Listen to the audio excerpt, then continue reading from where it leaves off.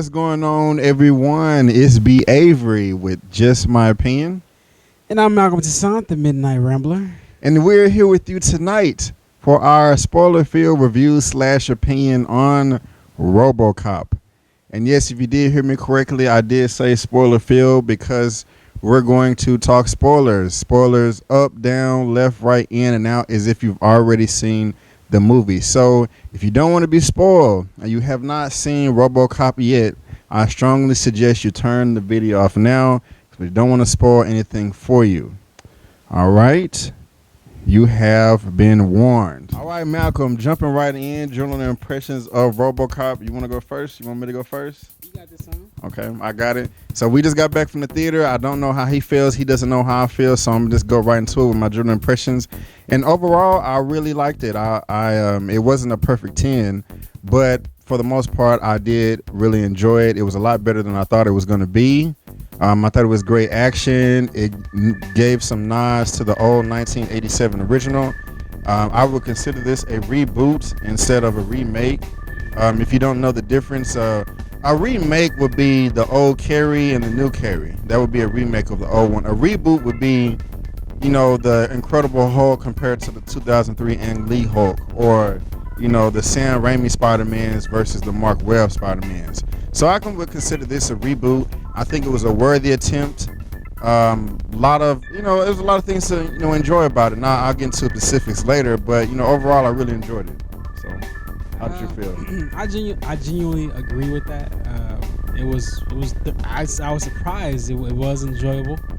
I liked a lot of things about it. It surprised me the way that they took to the reboot. Yeah. I feel like it was one of the better reboots that I've seen in a long time. Yeah, I agree with you there.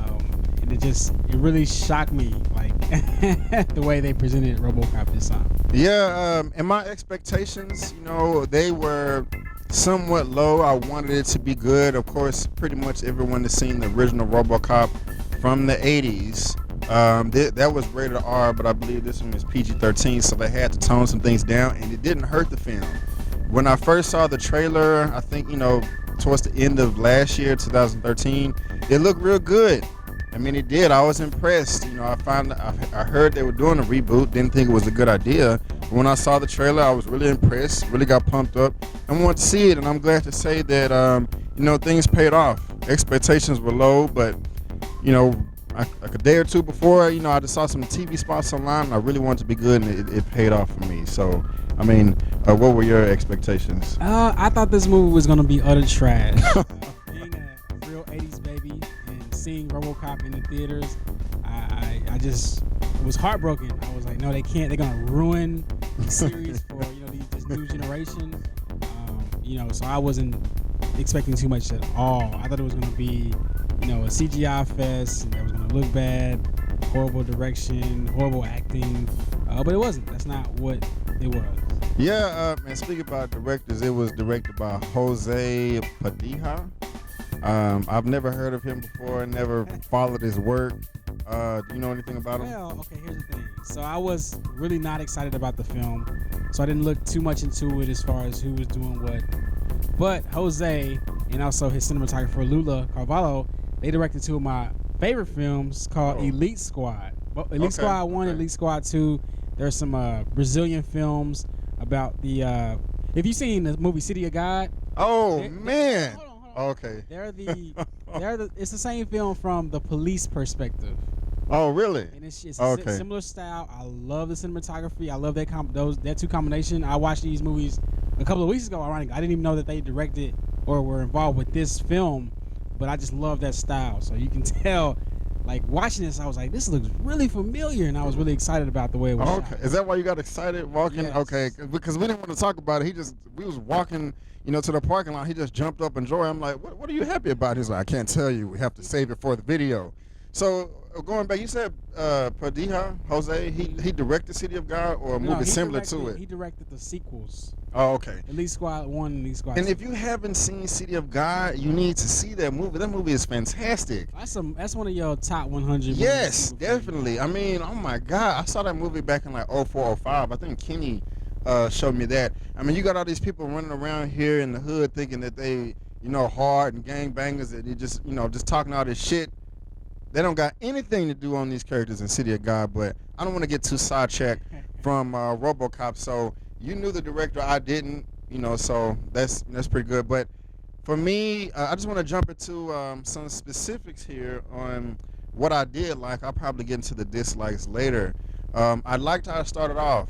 They immediately grabbed your attention, with comic relief from Samuel L. Jackson. I mean, the guy is in everything. He's fantastic in everything he does.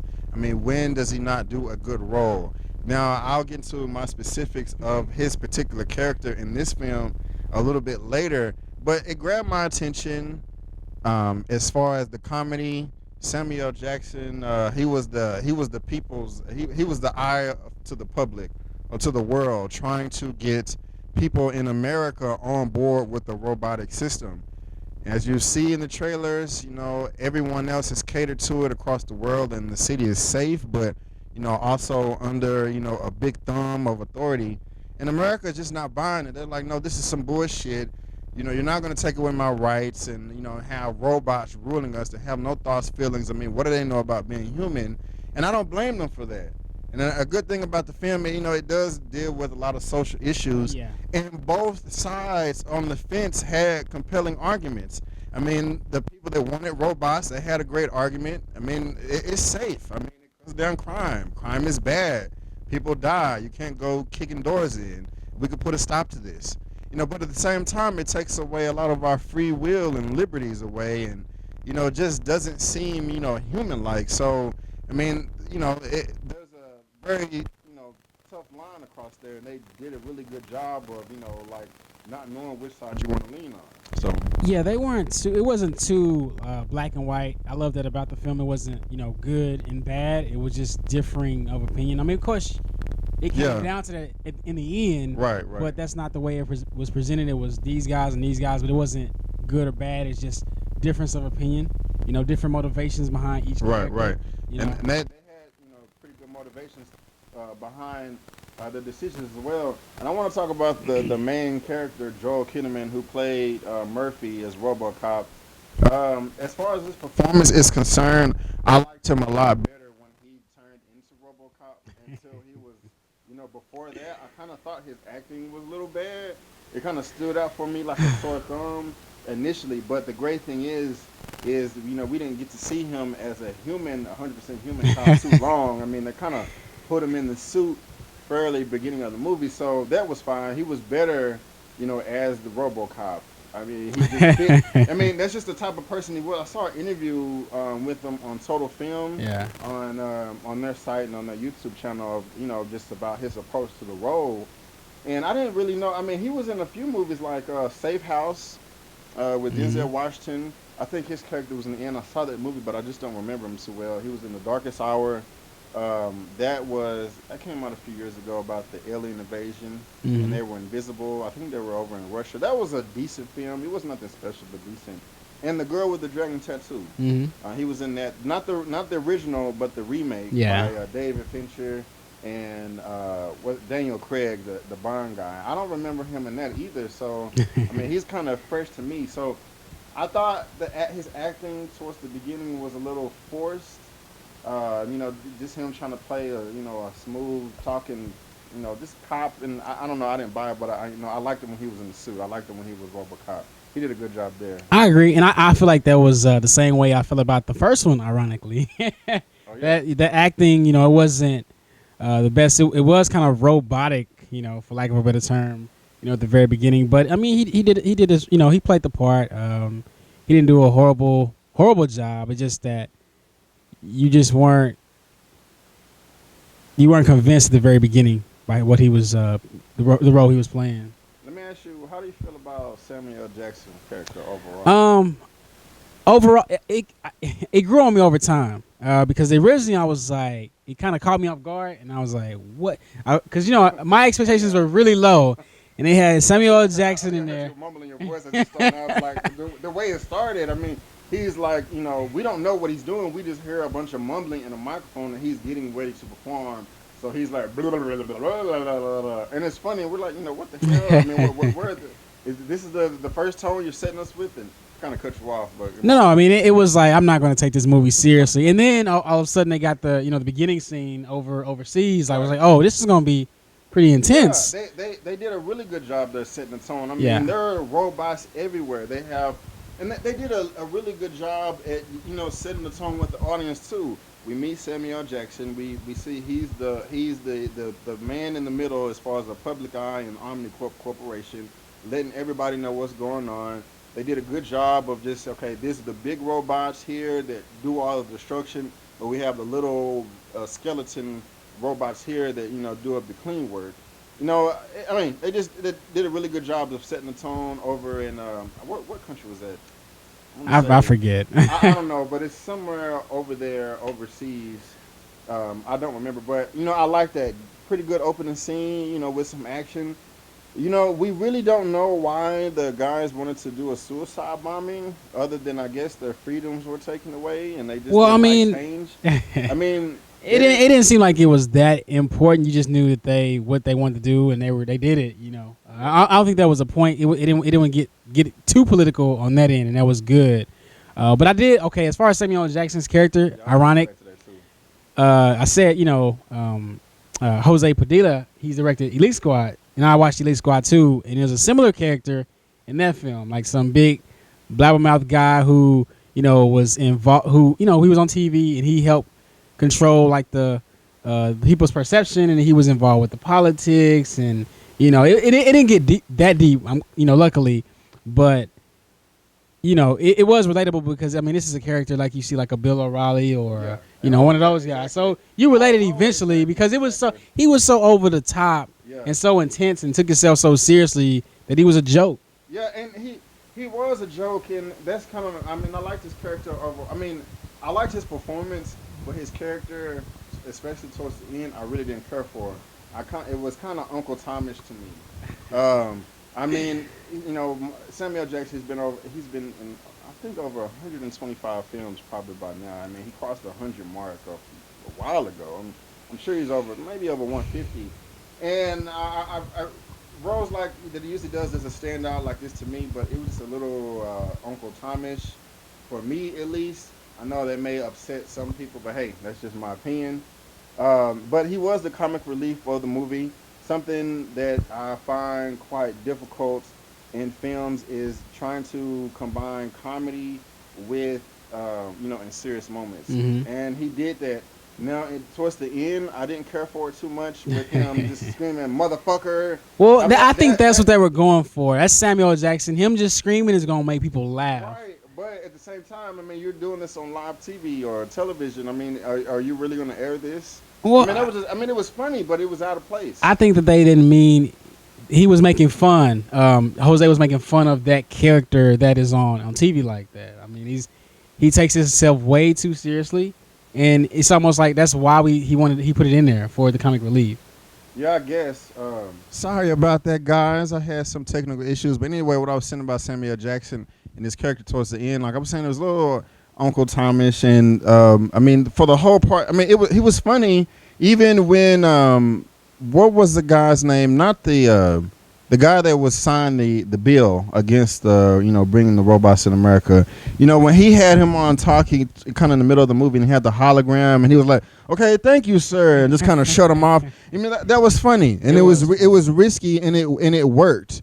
And sometimes things like that don't work, but that's him though. That's that character. If you watch like the the Bill O'Reilly and Colbert type shows, that's what they do. So, oh yeah. Oh okay. Yeah. Of course I've seen the shows before, but I'm not strong advocate. I don't tune in. They're very biased, very rude. They'll cut you off. If you don't agree with what they're saying. So. And I knew that I just couldn't put my finger on it, and I do like that though. It fit for the movie. It fits in the real world. Well, not the world we're in with this film. And it's year 2028. What is it, 2014? Can you see this in 14 years from where we are today, the way they portrayed it? It wasn't too, yeah. That's the thing about it. It was futuristic, but it wasn't over the top. Some of the stuff is already in development, some of the technologies that they were using. And it can be quite scary too. When you think about this thing here, but let me before I go there, how did you feel about Gary Oldman's character, the scientist. You know, that put him. I liked him. I liked him. He was the most developed character in the film to me, and he made the most. He grew the most. I mean, from the situation, and you saw the evolution throughout the film. I mean, you wasn't sure if he was if he was on the bad side or the good side. I mean, he just did what he seemed real. He seemed real cold in the beginning, and he kind of just seemed like warm towards the end. You know, like he just didn't feel. He felt like he had to draw the line somewhere. Yeah, and and he did. He redeemed himself. You know, towards the end, you know, when Murphy was when they had sent the guards in there and they was about to kill him. Someone else that did a really good job for me was Michael Keaton. Yes, his performance was really good. You know, especially when he was like, I don't care what you have to do, just do it. Make Robocop Murphy do what this robot did over here when they did the simulation, and we found out that Murphy was like 5.86 seconds. You know, behind the cop. I mean, he did a real good job. His character was motivated by greed. You know, CEO of a big global conglomerate, Omnicorp, billionaire. I mean, but I kept asking myself, okay, dude, what is your motivation? You have the whole world on lock instead of United States. So, I mean, how much more money do you want to make? I mean, you know, where do you draw the line of success? And, you know, we found out that, you know, he'll get 600 billion, you know, if they were to, erase the bill to bring robotics to America, the revenue would be $600 billion. Now, that's a hell of a paycheck. I don't know how much more you need. You know, I mean, you already have everything. I think we're taking the wrong approach to that. I mean, when you're a billionaire on that level, your motivation in life is to make more and more money. So, well, I understood. I mean, it's about global domination. That's what capitalism is about. Yeah, there's one country that probably has the most money to spend on that type of thing, you know, be the most fearful and have a lot of crime. So, yeah, it would make sense for them to put it there. It just makes sense. I mean, it wasn't about, I didn't look at it like, oh, well, I didn't feel like he was a bad guy, you know? Yeah, I give you that. A little you're right. I mean, he wasn't evil. He was just a little misdirected, I guess. He just need to take a chill pill. Yeah, I mean, I guess you're right. He really wasn't a bad guy. He just, wanted to make $1. Wanted to make a name for himself.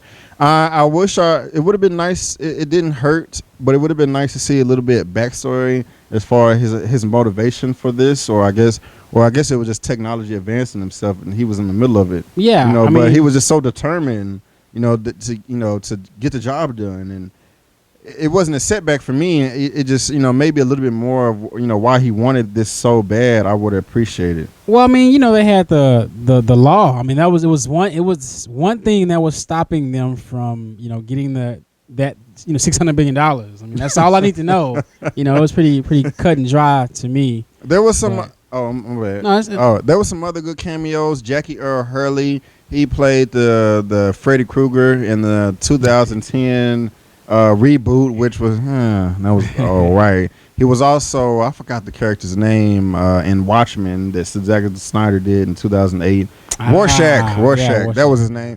Jay Baruchel was in this. He was the guy at the top of the building at the end. Like, I'm just with marketing. The slim guy. Oh yeah. He's pretty funny. Pretty much funny in everything he's done. 40-Year-Old Virgin. So all the characters for the most part were pretty good, especially his wife and son too.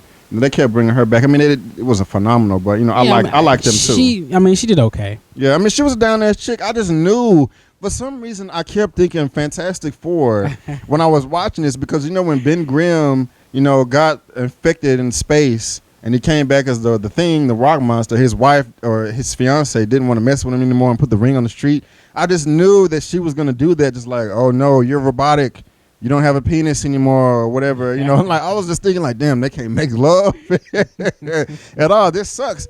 But, she seemed like she still loved him. It seemed like we didn't really see much of them interact after his procedure. And that's just because of the way the story went. And that's nothing bad, but that worked. It did work. It didn't go into that aspect. Well, we can't make love. Like, that wasn't really. Oh yeah, they just didn't. It didn't need to go there. Yeah, it didn't need to go right. there. But I thought it was, and I'm kind of glad it didn't. I'm glad it didn't either. And I like when he approached his son and got on one knee.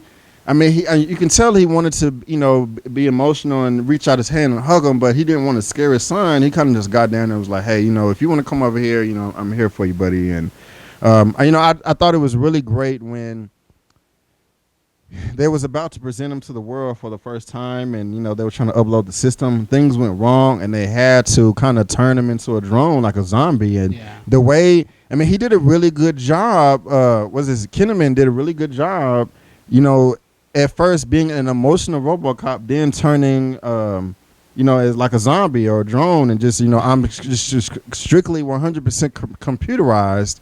I just think they really did a good job there. So for the most part, all the characters I really liked. There was no one that stood out to me as an idiot, or I didn't want anyone to. I liked them. I liked everybody for the most part. Well, they were on the good side and the bad side. Well, what was Warsak's character's name?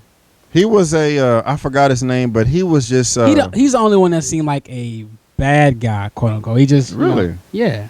Oh, I'm more of a hater than a bad guy. Well, that's what I'm saying. I didn't like him.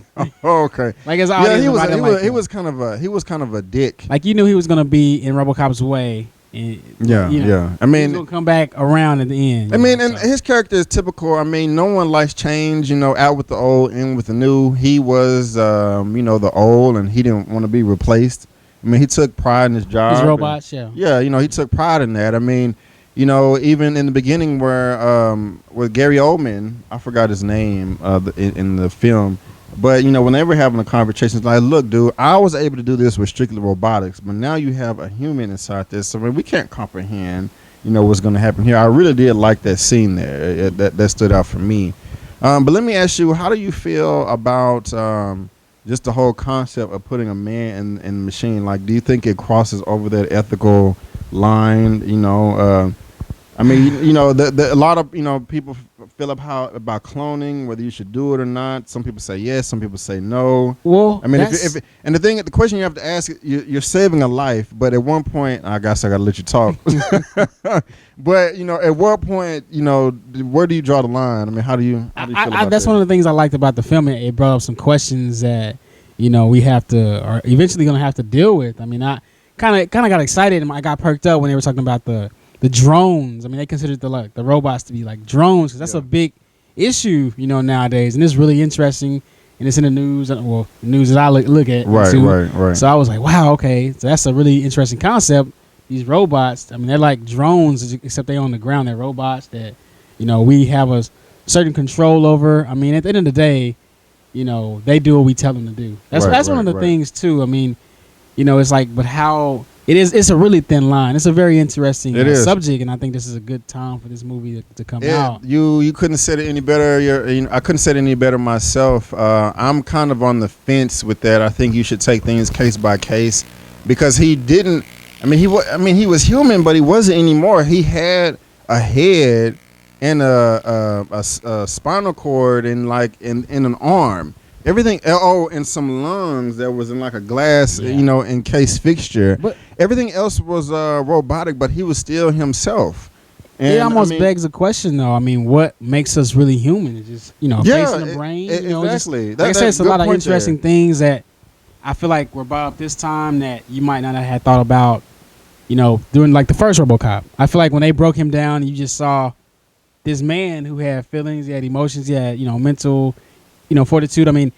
All you saw was a brain, a face, and some lungs. Yes, and they did a hell of a great job, director Jose Padilla, at this. When he was waking up, I was a little disappointed because I wanted they showed the explosion of how he died. Now, and of course, if you've seen the original, he got shot 1 billion times. It was ridiculous how much they shot him up in the original. That was just so over the top. But here he was blown to bits. When in a way, I feel he should have died. He was right there in that explosion. But anyway, they went straight from the accident and then showed him in the suit. And initially that disappointed me because I did want to see part of the procedure or the surgery. But after they woke him up, they broke him down. And then I was satisfied. I got to see some of the pieces. So I didn't care that I didn't I didn't care that I didn't see the procedure. They gave me something else that was even more refreshing. Yeah, it was better. It was. And another thing that I love so much is when he was realizing what he was, just sitting there with the camera panned on his face, they show tears coming down his eyes. So here you have a man with a head with no skin or skeleton on the top. It was just an exposed brain, a spinal cord, lungs, and one working hand in a robotic suit crying. I mean, that just showed that he is still human inside of this suit. And I don't know, that really stood out for me. I thought that was a hell of a job there. Okay. So what did you not like though? I was still talking about the likes, but I'll get to the dislikes. When I mean, it don't sound like you liked a lot about the film. Right. No, I didn't like the first action scene against Jackie Earl Hurley's character. Yeah. When they had him in the warehouse, and I didn't like that. I did not like the music. You know what? I didn't like the music at all. The same exact Golly, thing. The music, that really took me. Actually, every action scene except until the very the last one when he killed the guy that killed him. Yeah. Until the very end of that one, I feel like the music was off, and no one really posed a threat, so it wasn't as entertaining. I was gonna get there. There was a threat, but no real threat. This kind of makes me anxious for a sequel. Mm-hmm. I'm pretty sure there's going to be one. I mean, it was a good movie. I haven't read any other reviews or went to Rotten Tomatoes. I don't like to do that before I write or do videos of myself because I feel like I'll kind of copy what someone else says or thinks. But I mean, I'm sure this will make money. It was, so I'm waiting for a sequel. But that scene, it was shot well. The action was nice. It was very well choreographed, and how he was moving around, and his mechanics. And I'll get there. But that music in that first real action scene, yeah, that's one thing it was kind of a downer. It didn't really set the tone for me. I mean, it just wasn't shit horrible, but it wasn't good. So that's a dislike I had. I kind of felt they cheated with towards the very beginning of the film. I don't want to say things just ran too fast, but they were just the setup was a little convenient for me. Which part? Well, really the first 20 minutes, especially. I mean, this is a global company that they have headquarters. They have one in Detroit, they have one in China, they have one over here, but.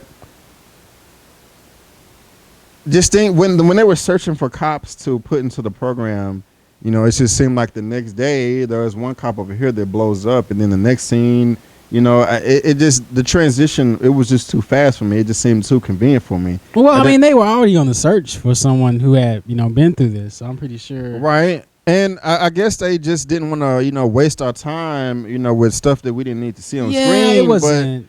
I mean, it wasn't. Right? RoboCop. I mean, the story pretty much. So I didn't want too much going on in there. Taken away. Something else. Phone was ringing.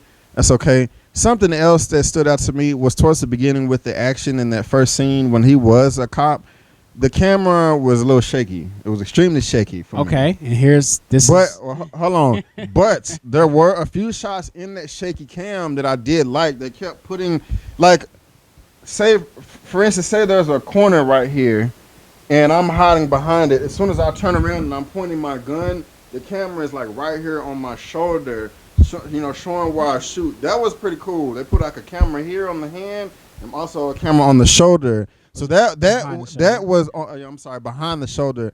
So that was just kind of a first person shooterish type shot, but that was inside the shaky cam. But other than those few shots, the shaky cam in the beginning I really didn't care for, and he was gonna touch on that. Well, no, I mean I love that style, and that's one of the things that I loved about this movie.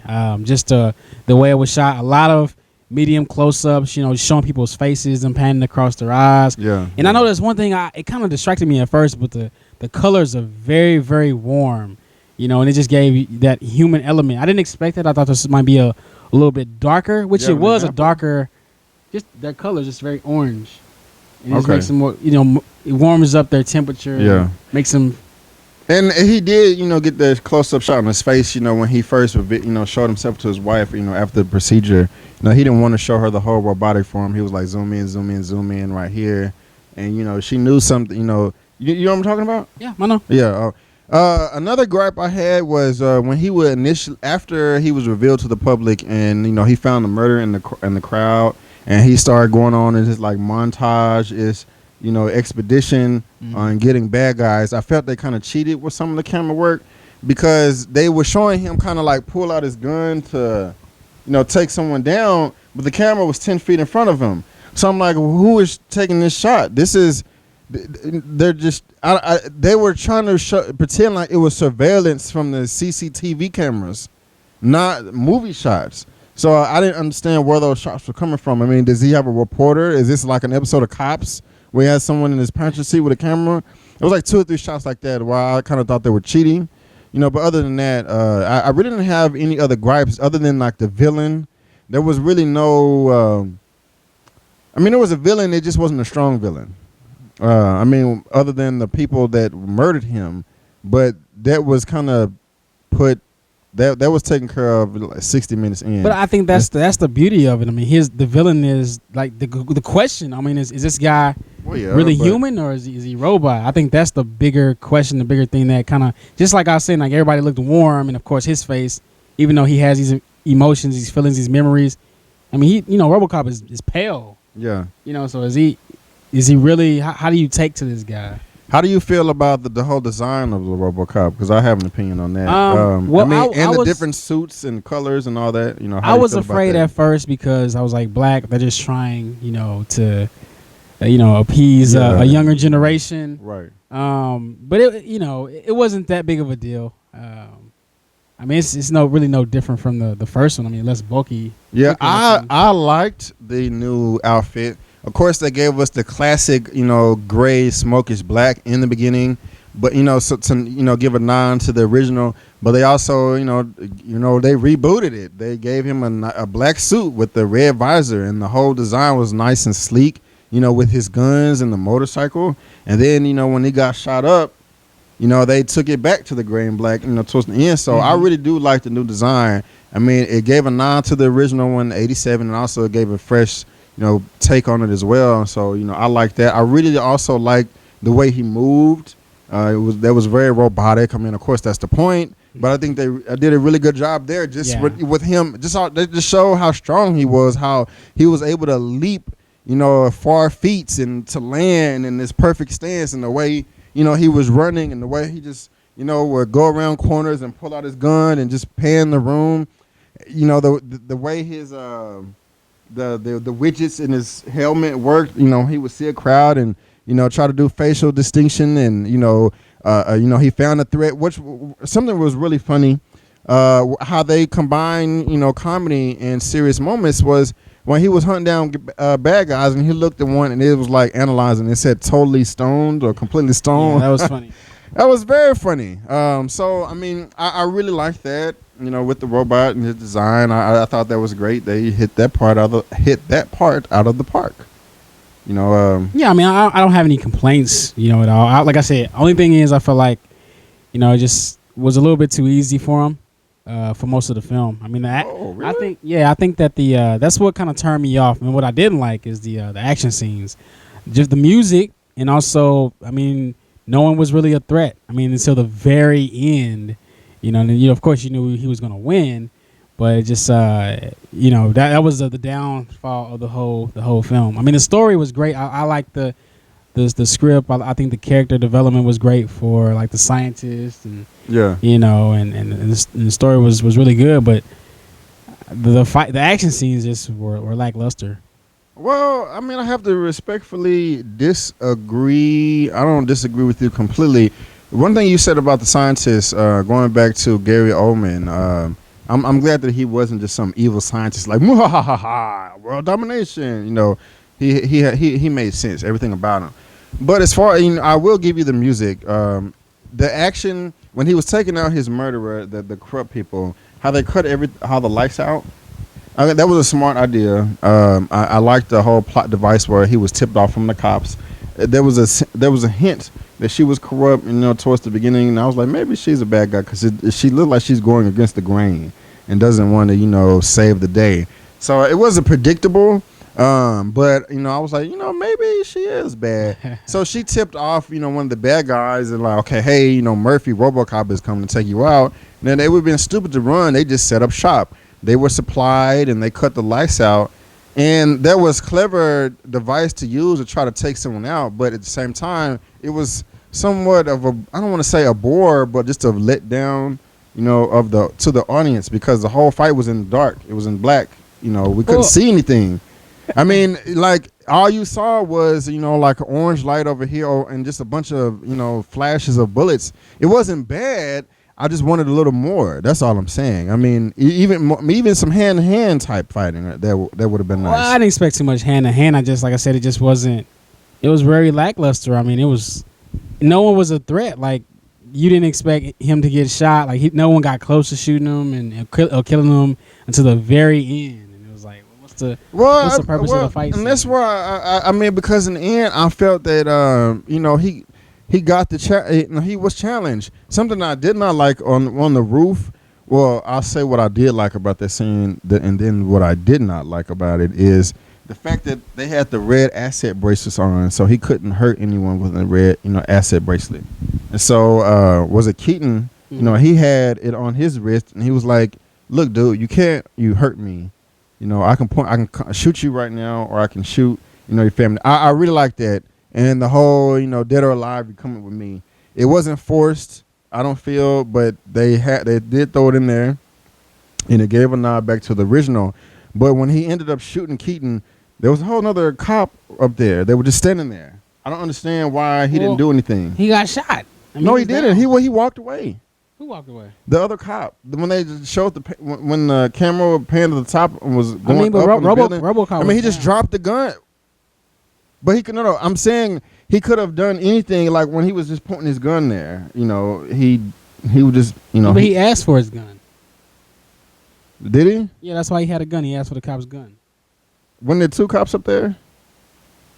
Maybe. Well, but I don't know. Maybe I missed something. But I mean, it wasn't a big complaint. But it was them feeling that their robotic system, their computer system, wouldn't compete with the. Well, his human intellect wouldn't compete with the computer system. So I think that they had that doubt, and that's why they didn't. Oh, like just like what are you doing? I'm not going to do anything. You can't overpower us. Yeah, you can't overpower the system, but his human emotions. And that's another thing I liked about it is the human emotion. I mean that human emotion and believing and all of that. It can really overpower a lot, and that's what he did. He overrid the system. I mean, it just shows how powerful human emotions are. I mean, in times it can be a crutch, but at the same time, it can also save a life. Well, yeah, exactly. Not really just the human emotion, but just what is right, what we feel is right. Not what a computer is telling, what a computer program says is right or wrong, but what is really right and moral. Right, and that one in the end. Great job there. But you said that he wasn't really challenged. I mean, I was kind of surprised towards the end when he was investigating his own murder, and he went to the headquarters. And they had the giant drones inside and the cops, down there. He shot one of them, and it was like, I suggest you put the guns down. I didn't really care for that part where they all just dropped the guns. I wish they would have all just kind of attacked him at once. He took them out. But I like how he assessed and analyzed the scene, and he's like, okay, I'm on a motorcycle. What's the best way to get in here? And his computer system diagrammed a way for him to jump through the building. And when he fought those drones, they shot his ass up. I mean, it was very clever for him to go under one of them and, kind of shoot at his torso and legs. And the other drone over here really can't shoot him. When he does, he's going to kill. I thought that was brilliant. I mean, because there was no way in hell that he could have just stood toe to toe with him by himself. So the way he did that was very clever. But when they kept shooting him in the back and, like busting up his suit, I wasn't expecting that. I mean, I was expecting him to just go in there and clean shop and him save the day. Easy, not breaking a sweat, but he actually got his ass kicked. Well, I mean, and that's when you did say towards the end, he didn't get the challenge towards the end, but I mean that kind of made up for it. And then plus he, of course he got away though. Like it just wasn't satisfying to me. Like I said, the story in general and what happened, the character development, that was great, but the action sequences didn't do it for me at all. I mean, are you just saying that they didn't really impress you, or they were bad? They didn't impress me. It wasn't. I'll give you that. Given enough challenge. Yeah, I mean, there wasn't like, oh shit, man, he did that. Oh man, wow, Batman, he flew it. It wasn't anything like that. I mean, they were cool, they were fair, but it wasn't. They were cool. It wasn't anything spectacular. I feel like if like the action sequences were more for like kids or something. I mean, really? Yeah, it just didn't. Well, I don't know about that one. It wasn't enough. I told you it was too convenient. Everything was just way too convenient. That's interesting. Something else I wanted to touch on that I really liked was when he was first waking up, and then they said that 3 months later, and they showed him dreaming. I thought that his wife was contemplating on what life would be like if, he didn't have that accident, and she was just, kind of reminiscing on the life she wished she would have had. But we found that he was dreaming, and the camera kept spinning around in a circle, giving a reveal after a body turned. I thought that was done quite well. One of my favorite shots, and we can get into our favorite points if you like. One of my favorite shots was him just kind of realizing who he was. He was going against the grain when he first woke up, and he ran out of the office, and they was like, no, Gary Oldman was like, don't lock him down, let him run. And he ran outside and he jumped over the wall. And, he started, and that's when we found that he was in China. So they shut him off, and he fell into those plants. I just think that was a really good shot as the camera pulled up. You see all these organic plants, but then you see, of green and brown life. But then you see this black and gray robotic silver suit. I don't know. That was really nice contrast for me. Yeah. It really stood out. I really did like that. I was impressed by that. So good. So that was one of my favorite shots. Well, my favorite shot was with his wife when she stopped him, try to talk to him after he kind of got he was more robotic, or whatever, and he didn't, he had to go solve his crimes or whatever, and the next shot was just her. It was way back up top, and he just looked down on her, and she just looked so small around all these, in that street. It's like, wow, okay, this is. And something else that I liked is him when they showed him overriding the program. When he was supposed to be assessing, criminal files, but he was assessing his son and his emotions, and all the stress he had, and his emotions are high. I just like how they just show, how strong the human element really is and how powerful, it is. So I don't know. Did the suit seem like it was worth $2.6 billion? I mean, that's how much the suit was worth. $2.6 billion. I can see that. How can we put a price tag on that? Like we know, or I don't know. Like actually, I think it should have been. I think it was $500 million too much, and that's fair. I mean, you can do something that like acts really, really human like that, and almost the mindset without the emotion of a human. I mean, that's worth a lot of money. Yeah, it is. It is. I mean, I'm trying to think of anything else that I liked. I like the music. I felt it had a very. Wait, it's not the music during the action. Not the music during the action. I felt they got that all wrong. But the music during the movie was very dark nightish, very epic. I was like, wow, like you were anticipating what was gonna happen next. But I felt towards the end they kept using some of the same music over and over, and it got a little repetitive. Plus, like, okay, so I love the first movie. It's classic, but I feel like they should have done something different. Like they tried to do the original, music, Robocop music, and it's almost worse this time. I don't even remember the original that much. I should have watched the original right before I saw this, but it's been a while since I've seen it. I've seen it like twice in my whole lifetime, so I don't know there. But overall, I liked it. I think it was a great attempt at rebooting a series. Franchise, especially something as classic and cult classic like Robocop. I mean, those are those type of films where you just don't touch, and where you can get a lot of people pissed off. It doesn't really matter. I guess I'm really not a fan of reboots, but I mean, you always have the originals if it does suck. So I think it was a worthy attempt of rebooting the series. Thumbs up to what's his name, Jose Padilla. Yeah. I think he did a really good job. Even with the opening credits, they nodded to the old school Robocop that I noticed. I didn't mention that. So, anything else? Anything else you touch on? Well, like I said, I love the way it was shot. Lula Carvalho, who also worked with Joe on the Elite Squad films. I mean, a lot of handheld shots, over the shoulder style, that really rugged documentary style of filmmaking, and I just think that that's very welcome to the whole superhero genre. You don't really see that too much. So, and it made it very, very human. Like I said, the documentary feel like it was really real. Yeah, the warmth of their faces. It really worked well for me. Well, that's what's up, man. Well, I guess we can go ahead and give our ratings. Would you like for me to go first, or you want to go first? I can go first. Okay. I generally like the film. Only issues were the fight sequences and the music within. I feel in general it was one of the most human superhero films that you've seen like this last couple of years, and I give it a 7 out of 10. 7 out of 10. That's fair. I gave it a notch above you. I will give this an 8 out of a 10.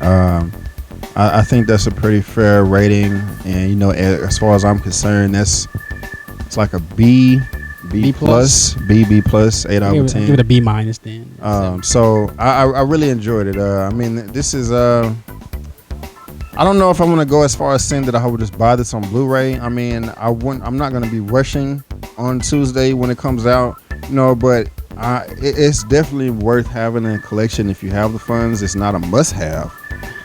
It's not a must-see, but you will have a good time if you see it. It's an interesting watch. It really is. It touches on a lot of points that we live in the world today, socially, morally, all that good stuff. So it was good. I was very impressed with what they presented us. Yeah, so. But it is a missed opportunity though. I feel like those fight scenes just didn't. They were just really unjust. I can't wait to see the sequel if they come out with one. Yeah. And the action, it wasn't bad. It wasn't bad. We agree that it wasn't bad. It just wasn't. It could have been better. It was one-sided. It was lopsided. Lopsided. I mean, I liked it more than you did, the action, but it just wasn't just like, oh my gosh, man, when he was in that suit, he was whooping ass. It wasn't. I mean, he was whooping ass, but it wasn't the best. It was above average for me at least. So I give it an 8 out of 10. Malcolm gives it a 7 out of 10, guys, and that's just our opinion, and we would love to hear yours as well. So comment in that comment section below. Whether you agree or disagree with us, it doesn't matter, because just because we like something or dislike it doesn't mean you have to feel the same way or vice versa, because all movies are subjective. If you would like to find me online, you can at Instagram or Twitter at JustMyOpinion84 or Facebook.com/JustMyOpinion. Malcolm, if people want to find you online, where can they find you? You can look for me on Facebook, also Instagram, MTOOG, or Twitter, Malcolm, the number 2, the letter G. Well, there you go, guys. Thanks for tuning in. You heard our opinion, so let's hear yours as well. So comment below in that comment section. Give us that thumbs up. Go ahead and click that subscribe button. Become one of our subscribers so you can see all the content that we have in the past, present, and the future. I have a lot of things in development, and that I'm really excited about that I won't announce right now. So again, thank you for tuning in. And before you go, don't forget that my name is B. Avery, and that's just my opinion. Peace.